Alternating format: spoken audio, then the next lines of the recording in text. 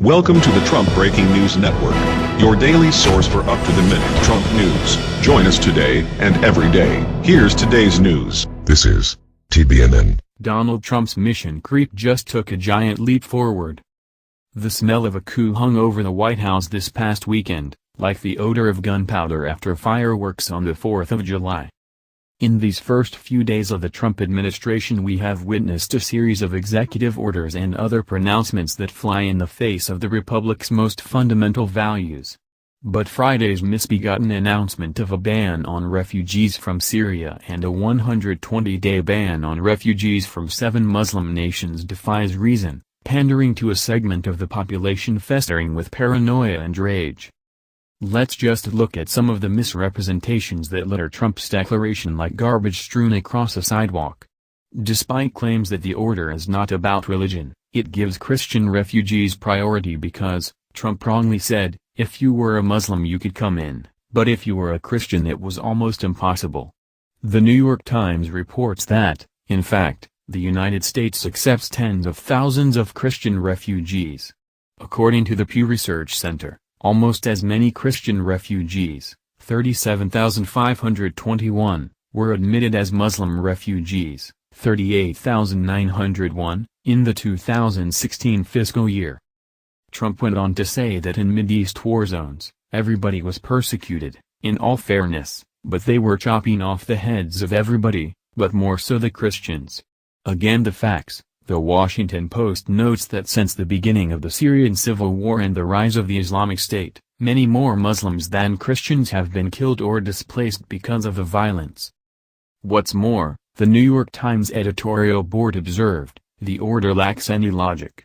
It invokes the attacks of September 11th as a rationale, while exempting the countries of origin of all of the hijackers who carried out that plot and also, perhaps not coincidentally, several countries where the Trump family does business.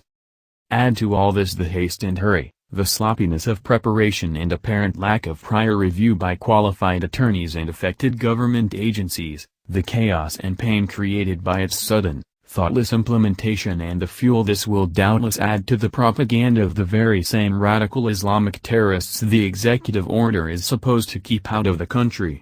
What Trump did makes little or no sense, and the way he did it was an insult to due process.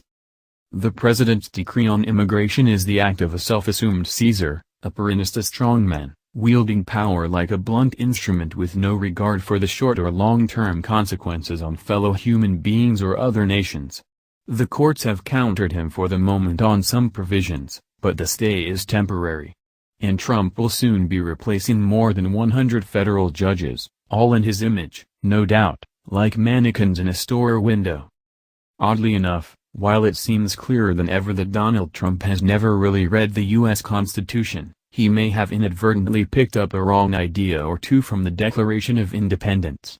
Among the founders' grievances against King George III was that the monarch was obstructing the laws for naturalization of foreigners and refusing to pass others to encourage their migrations hither. Does it come as any surprise that with his refugee ban Trump favors a ban that sounds more like it came from tyrannical old King George than leaders of the American Revolution? No wonder he leaped at the invitation extended by the UK's Prime Minister Theresa May last week to dine with Queen Elizabeth. Next thing you know the gilded letters TRUMP will grace Downton Abbey. You can imagine dreams of reviving old royal traditions like primogeniture jitterbugging in his head. Otherwise, what's the use of having 3 sons if not so at least one of them can inherit the gilded throne? Sorry, Ivanka and Tiffany. But we digress. Let's also not forget Trump's ludicrous feud with Mexican President Enrique Peña Nieto, his childish obsessions with voter fraud and crowd size at his inauguration, his failure to mention 6 million Jews when saluting International Holocaust Remembrance Day and still, the never-ending tweets. Washington Post columnist Truth Marcus got it right, you don't have to disagree with Trump's policies to be rattled to the core by his unhinged behavior. Many congressional Republicans privately express concerns that range from apprehension to outright dread. Which raises another question, why do GOP lawmakers remain so publicly cowed? Is it because they cherish their party's power more than they do America's principles? Now the new president has placed his spooky senior counselor Steve Bannon on the National Security Council. This is a man so far to the right he called William Buckley's National Review and William Crystal's The Weekly Standard, both left-wing magazines. During his reign as chief of Breitbart News he tolerated racist and sexist attitudes, and announced to a real journalist, "I am a Leninist." He went on to explain, "Lenin wanted to destroy the state, and that's my goal, too. I want to bring everything crashing down, and destroy all of today's establishment."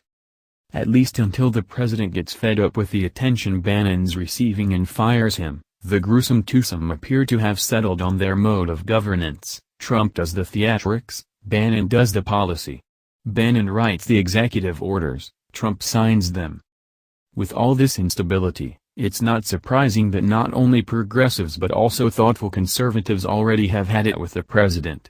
Here's neocon Elliot Cohen in The Atlantic. Trump, in one spectacular week, has already shown himself one of the worst of our presidents, who has no regard for the truth, indeed a contempt for it, whose patriotism is a belligerent nationalism, whose prior public service lay in avoiding both the draft and taxes, who does not know the Constitution, does not read and therefore does not understand our history, and who, at his moment of greatest success, obsesses about approval ratings. How many people listened to him on The Mall and Enemies? He will do much more damage before he departs the scene, to become a subject of horrified wonder in our grandchildren's history books. At Washington Monthly, Martin Longman agreed. Cohen and I couldn't be more different in our personal politics or our foreign policy priorities, he wrote, and yet we're singing from the exact same hymnal on Trump. I honestly do not think this country can endure a 4-year term of Trump as our president, and the prospects for worldwide calamity are so great that I can't avoid saying very radical-sounding things about where we stand and what must be done. Those things could be impeachment or implementing Section 4 of the 25th Amendment to the Constitution, the one that says that if it's determined that the president is unable to discharge the powers and duties of his office, the vice president shall immediately assume the powers and duties of the office as acting president. Ladies and gentlemen, we are already in the midst of a national emergency. The radical right, both religious and political, have been crusading for 40 years to take over the government, and in Trump they have found their rabble-rouser and enabler. They intend to hallow the free market as infallible, outlaw abortion, Christianize public institutions by further leveling the wall between church and state, channel public funds to religious schools, build walls to keep out brown people, and put America first on the road to what Trump's nominee to be Secretary of Education, Betsy DeVos, has called God's kingdom. You can see in the chaos a pattern, the political, religious and financial right collaborating to move America further from the norms of democracy with the triumph of one party, one man rule. There's never been anything like it in our history.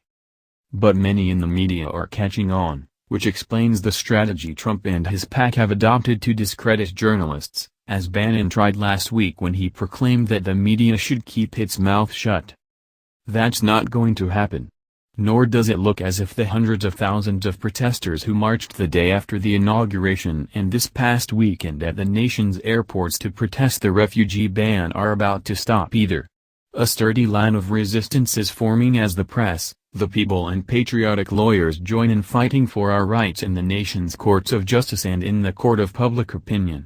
Perhaps some brave Republican legislators, uncharacteristically demonstrating a profile in courage, will take a stand, too, against the despotic urges now roiling the republic. That's the news. Join us here every day. Be sure to subscribe and click the bell. See you next time. This is TBNN.